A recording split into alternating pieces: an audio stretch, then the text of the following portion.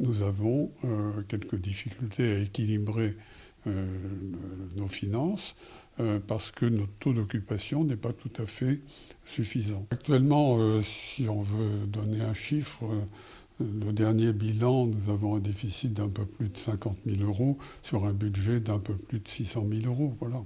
D'accord. Donc c'est à la fois réel et pas dramatique. Mais c'est quand même un problème préoccupant.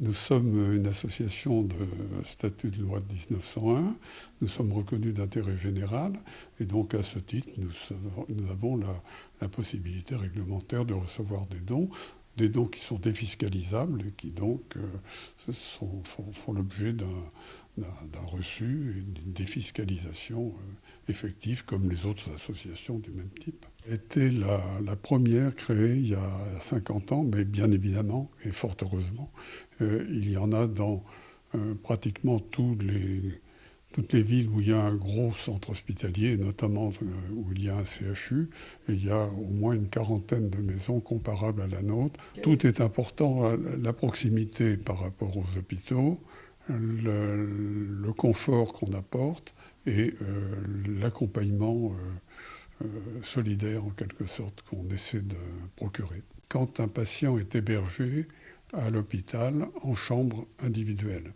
il paye un supplément. Ce supplément est très habituellement pris en charge par les mutuelles. De même que s'il y a une chambre individuelle, la couchette de l'accompagnant et le séjour de l'accompagnant à l'hôpital. Les mutuelles ne couvrent pas de façon très habituelle, par contre, le séjour chez nous.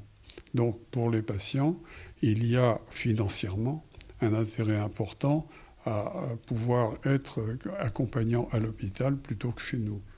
Et il nous arrive parfois d'avoir des gens qui réservent une chambre chez nous, puis qui au dernier moment l'annulent, parce que le malade ayant obtenu une chambre individuelle, eh bien, il préfère rester là-bas. Alors que les conditions d'accueil sont quand même beaucoup moins confortables, beaucoup moins sympathiques, si je puis dire. La volonté, c'était de permettre à des gens habitant loin, souvent, n'ayant pas toujours les moyens, par ailleurs, financiers, de faire face à des déplacements répétés ou à des séjours hôteliers conventionnels onéreux, d'être accueillis au plus près possible de l'hôpital et dans les conditions économiquement les moins lourdes pour eux et dans des conditions d'accueil, par ailleurs, le plus